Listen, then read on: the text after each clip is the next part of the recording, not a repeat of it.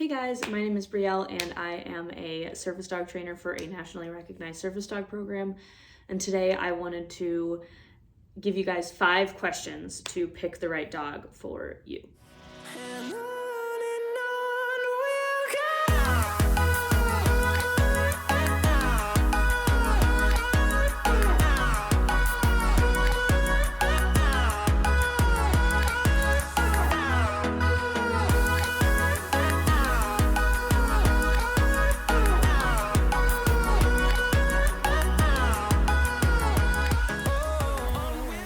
So first of all, these questions come from the American Kennel Club. They are a source that I do trust for a lot of different things. So I want to make sure that I put that out there. That's where these questions came from, but I definitely agree with them. And I'm going to add my own information to sort of help you guys use these questions effectively in choosing the right dog for you.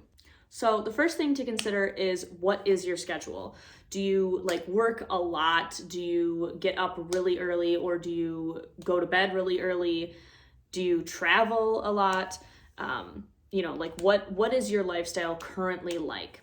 The reason that I'm asking you to think about that is because there are dogs that need a significant amount of exercise. There's dogs that don't need too much exercise. There's dogs that will struggle a lot in terms of being left home alone for long periods of times. There's dogs that might not have that much of an issue. There's dogs that will do okay in boarding facilities if you decide to travel or go on vacation. There's dog breeds that definitely will struggle with that. So just consider that a little bit, and I would write that down. Write down your schedule. How often do you travel? What does your life right now look like? And where can you fit in stuff like daily exercise for your dog, obedience training, or advanced training if that's something that you're into, travel plans, different stuff like that. And where would your dog go if you do decide to travel? Or who's going to let your dog out if you have to work long hours? Or who's going to feed your dog if you have to work long hours? That sort of thing. The second question that's really important to answer is, can you afford a dog? Is there room in your budget to accommodate this living being that you're going to be taking on? A 2017 report actually estimated that owners of dogs will spend about $27,000 to $42,000 over the 10 years of caring for their dog. Some dogs live till they're 6, 7, 8. Some dogs live, like one of the dogs in my dog's line lived to be 22. So I've got a little bit of time that I'm going to have to make sure that I am having enough money raised for him to exist. When you're talking about costs, we're talking about the spay and neuter that you will probably need because it is required in a lot of different places, or other surgeries that might be necessary. There are some breeds that really need to get their stomach tacked so that they can avoid bloat, vaccinations and other medical expenses, like yearly vet visits or emergency vet visits, that kind of stuff, food, toys, grooming stuff. And you obviously don't need to have dog beds or pet costumes or clothes or fancy harnesses and leashes, but you will need some stuff in order to make sure that your dog is adequately enriched, like toys, and you'll need stuff like collars and leashes to make sure that your dog can be safe when they're outside your home or have their tag on them at all times, that kind of stuff. So considering the price of that, and are you okay with giving your dog a collar from the dollar store? Or are you going to want your dog to be a little bit more bougie, and you might want to make sure that you've got good money saved up to, pay for those expenses? Third question is considering breeds. So there's a lot of different breeds, obviously. I personally am drawn to the standard poodle, but that's just my own personal bias. There's obviously the most popular breed in the United States, which is the Golden Retriever, second most popular Labrador Retriever. They're definitely very good, I would say, nice first-time dogs for people. There's a lot of different breeds that you can get, and the difference between a lot of them is based on their size, their appearance, their shedding, their energy level, health. So it's really important that you look into the breeds that you're interested in. Or if you want to get a dog from a rescue that might be a mixed breed or a mutt, that is definitely also an option. Make sure that you are setting aside medical expenses or whatever else you might need, depending on what breed of dog you get, or if you get a rescue dog. Make sure that you know all of their health history as much as possible. If you don't, I suggest saving as much as possible for emergencies, because people say that rescues and mixed breeds are the healthiest of all breeds, but that's not true. A lot of the purebreds, like breeds, are, if they are breed standard, they're usually healthier. So I tell people, if you are going to get a mixed breed, make sure that you have that money ready in case the dog has allergies or in case they end up with a genetic disease, so that you're ready for those expenses.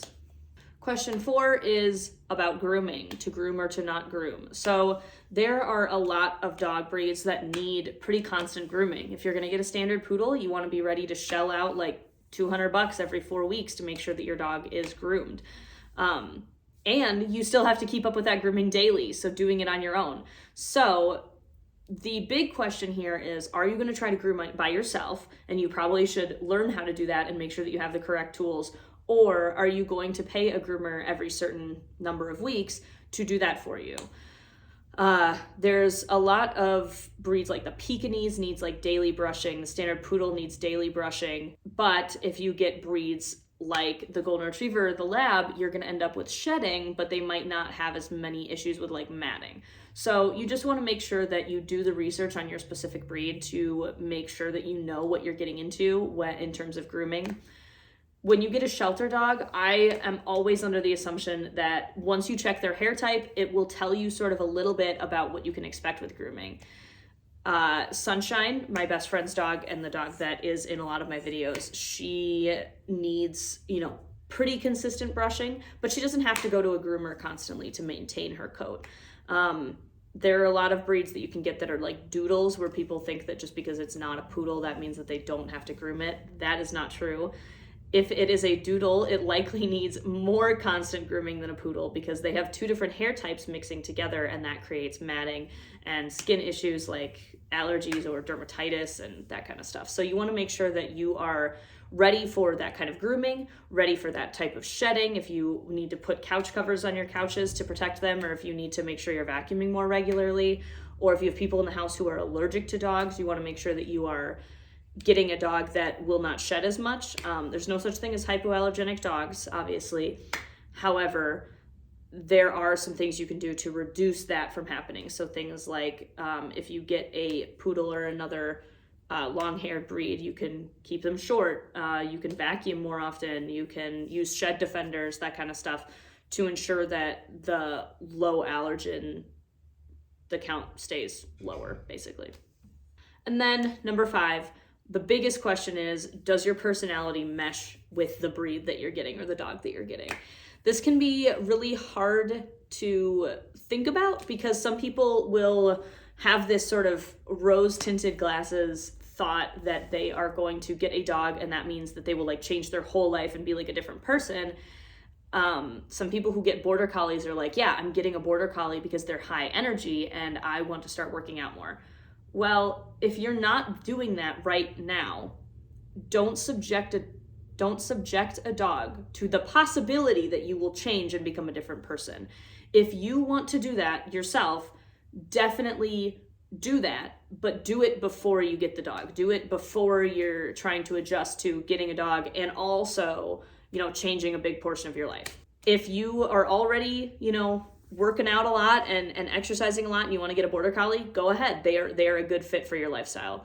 But if you are not ready to handle a dog that needs a lot of exercise, or maybe you don't have a lot of time in your schedule, but you want a poodle, that's probably not a great idea because they take a lot of time to groom every day. Or if you want a dog like a Great Pyrenees, they need a job. So you're going to have to put in time to work them. If you don't have that kind of time, or maybe you don't live on a farm, you live in like an apartment, that's probably not going to work out. So thinking about your dog's potential personality and your home life and what you already do, get a dog based on the life you have right now, not the life that you want to have, because it is not reasonable to assume that a dog will be able to just be fine during your transition from one lifestyle to another. It just doesn't work that way. So think about activities that you might enjoy, that your dog might also enjoy. Think about, like, do you think you plan on having kids, or do you already have children? Try to pick a breed that will be more friendly with children and more able to be sort of manhandled by kids. Obviously, you shouldn't allow that. However, it happens. If you have any special health needs or considerations, think about that in terms of when you're getting a dog. Overall, these 5 questions are just to get you thinking about things that might change your perception of what breed you think you should get, or if you should get a dog, that kind of stuff. Think about those things and try to imagine yourself having that dog. I would also like to mention that if you are considering a specific breed, definitely reach out to someone that has that breed. Or if you don't know anyone, there's a lot of dog communities online, Facebook groups and Reddit and, everywhere. YouTube has a lot of creators that will post about their specific breed. So if you are thinking about getting a specific breed, reach out to someone who has it and ask questions. Learn as much as you possibly can before you adopt that breed.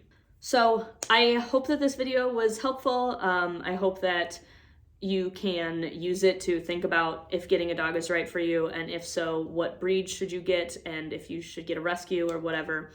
And thinking about those things that people might not think about when they're excited about getting a puppy. They might not think about the fact that, hey, I don't know if I want to go running 3 times a day to exercise my border collie. I don't think I want to do that. So maybe that's not a good idea for you.